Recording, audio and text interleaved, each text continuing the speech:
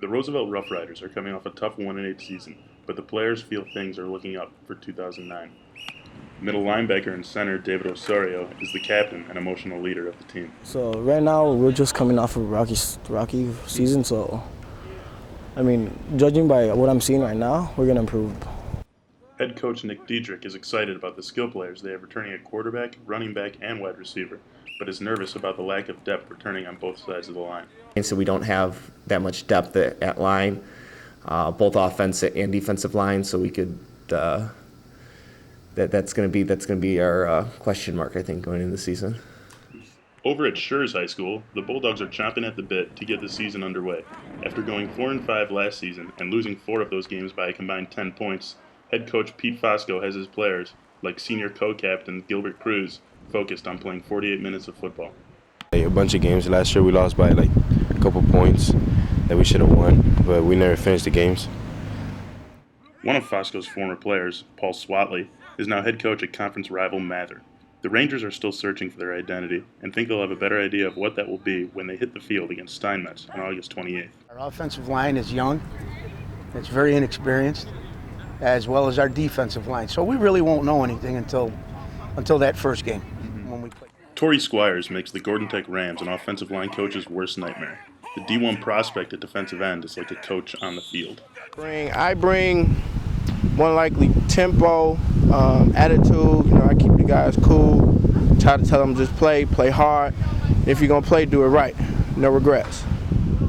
Gordon Tech's first matchup comes against Leo, a team that beat them 36-21 last year in a game that eventually decided the conference champion. Senior linebacker Tramel Westbrook has not forgotten the sting of losing to their rival. Leo, most definitely. It's revenge, most definitely. Last year, we almost had them. But they took it away. You think you're gonna get the best of them this year? Oh, most definitely. That's without a doubt. Down the road at Lane Tech, the Indians are working hard to repeat the success of last season. Even though they won the city championship in 2008, Iowa-bound defensive end Louis Trinket-Passat knows the team has plenty of doubters. Newspapers, everybody's basically not even counting us in, so we're kind of the underdogs coming in to all of our games. So coaches enforced that and told us about this, and that kind of like pumps us up, the whole team.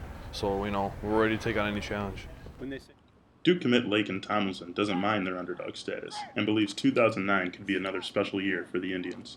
Yes, I think we have a very good chance of repeating being the city championships. I mean, hey, anything's possible, And I think we have enough starters to do that, enough talent, enough potential to do that.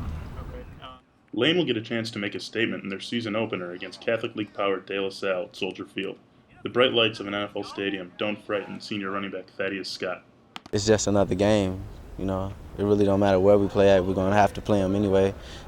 It really just don't matter. The St. Patrick Shamrocks will feature 2 quarterbacks in their option-heavy offense this year. Head coach Dan Galante is very comfortable not having an established starter. Both the guys are going to wind up playing, and I think both guys have different strengths. Vic Belundis is a real sharp kid. He understands our offense. He's very intelligent. He's a good leader.